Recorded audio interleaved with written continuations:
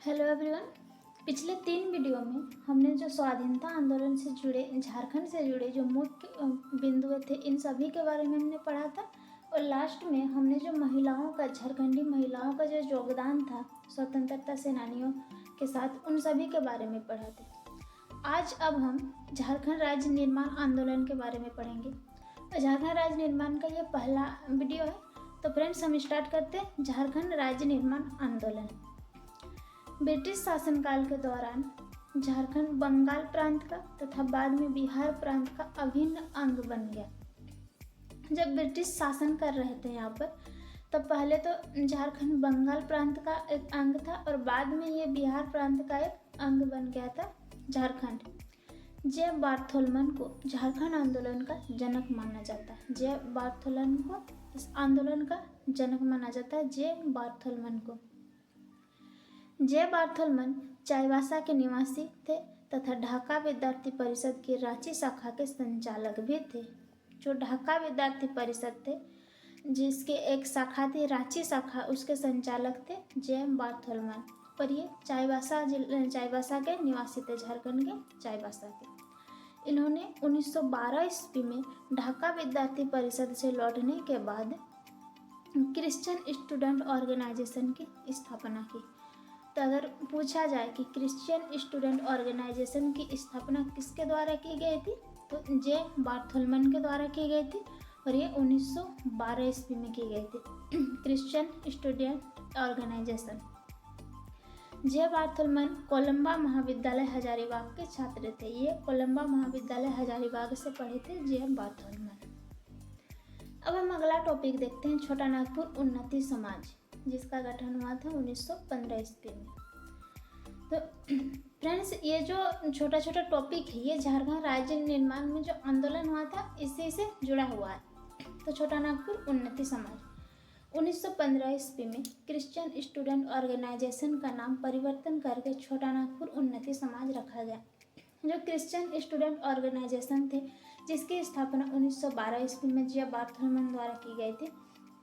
3 साल बाद 1915 ईस्वी में उसी का नाम बदलकर क्रिश्चियन स्टूडेंट ऑर्गेनाइजेशन का नाम बदलकर छोटा नागपुर उन्नति समाज रखा गया 1915 ईस्वी में। ये प्रीवियस ईयर का आया हुआ क्वेश्चन है। 1915 ईस्वी में इसका गठन हुआ था।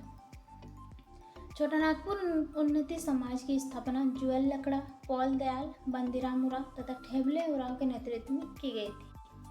तो ये जो नाम है ये नाम भी बहुत इम्पोर्टेंट है क्योंकि इन सभी के नेतृत्व द्वारा छोटा नागपुर उन्नति समाज की स्थापना हुई थी।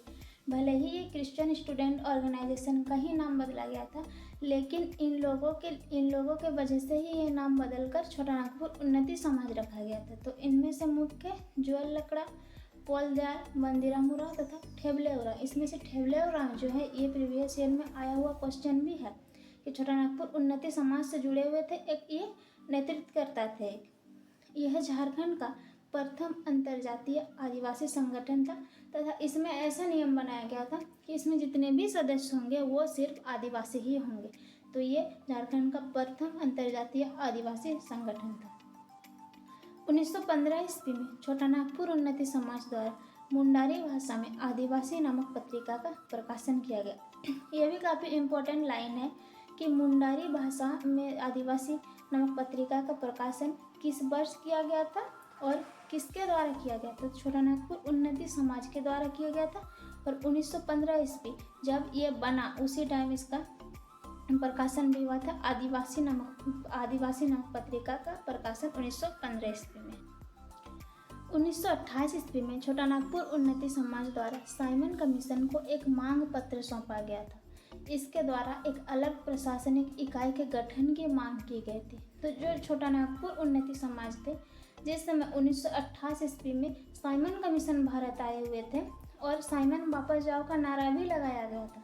तो उसी समय 1928 ईस्वी में छोटा नागपुर उन्नति समाज द्वारा उन्हें एक मांग पत्र सौंपा गया और उस मांग पत्र में इन लोगों का मांग था कि हमारा जो प्रशासनिक इकाई है ये एक अलग प्रशासनिक इकाई एक इन लोग से अलग जो कि बिहार और जो बंगाल थे इनसे जुड़ा हुआ था झारखंड। तो इन्होंने अलग प्रशासनिक इकाई की मांग किया था साइमन कमीशन को 1928 ईस्वी में। 1930 ईस्वी में छोटा नागपुर उन्नति समाज से ही अलग होकर कुछ सदस्यों ने किसान सभा का गठन किया था। फ्रेंड्स, ये भी काफ़ी इम्पोर्टेंट पॉइंट है कि जो किसान सभा का गठन किया गया था ये कब किया गया था, तो 1930 ईस्वी में किया गया था। और जो छोटा नागपुर उन्नति समाज में जितने भी सदस्य जुड़े हुए थे, इन्हीं में से कुछ सदस्य अलग होकर किसान सभा का गठन किया था। इस संगठन की स्थापना का प्रमुख उद्देश्य झारखंड के किसानों को शोषण करने वाले जमींदारों के विरुद्ध संगठित करना था। उस समय जो झारखंड के किसान लोग थे, इन लोगों का जमींदारों द्वारा, जो बड़े बड़े जमींदार होते थे, उन लोगों को द्वारा इन्हें सताया जाता था, इनका शोषण होता था। तो उसके विरुद्ध आवाज़ उठाने के लिए एक संगठन की आवश्यकता थी। तो जो छोटा नागपुर उन्नति समाज के सदस्य थे, उन्हीं लोगों में से कुछ सदस्य मिलकर इस सभा का गठन किया गया ताकि जमींदारों के विरुद्ध संगठित किया जा सके किसानों को। तो किसान सभा का गठन किया गया था 1930 ईस्वी में। 1935 ईस्वी में छोटा नागपुर उन्नति समाज तथा किसान सभा का विलय किया गया ताकि राजनीतिक सत्ता की प्राप्ति की जा सके। तो फ्रेंड्स, ये भी काफ़ी इम्पोर्टेंट पॉइंट है कि दोबारा से छोटा नागपुर उन्नति समाज तथा किसान सभा का विलय कब किया गया था, तो 1935 ईस्वी में किया गया था ताकि राजनीतिक सत्ता की प्राप्ति की जा सके, जो कि एकजुट होने से ही की जा सकती थी। तो 1935 ईस्वी में किसान सभा और छोटा नागपुर उन्नति समाज दोनों का विलय किया गया था 1935 ईस्वी में। 1933 ईस्वी में ही 1935 में तो बाद में विलय किया गया, उससे पहले 1933 ईस्वी में छोटा नागपुर कैथोलिक सभा का भी गठन किया गया था। तो किसान सभा का गठन किया गया था 1930 ईस्वी में और 1933 ईस्वी में छोटा नागपुर कैथोलिक सभा का गठन किया गया था। छोटा नागपुर कैथोलिक सभा के जो प्रथम अध्यक्ष थे ये थे बोनीफेस लकड़ा तथा जो प्रथम महासचिव थे ये थे इग्नेस बेग। तो छोटा नागपुर कैथोलिक सभा का गठन हुआ था 1933 ईस्वी में। इसके प्रथम अध्यक्ष थे बोनीफेस लकड़ा तथा प्रथम महासचिव थे इग्नेस बेग। तो फ्रेंड्स, आज के इस वीडियो में हम इतना ही पढ़ते हैं। अगला वीडियो में हम जो झारखंड राज्य निर्माण का अगला टॉपिक है इसके बारे में पढ़ेंगे।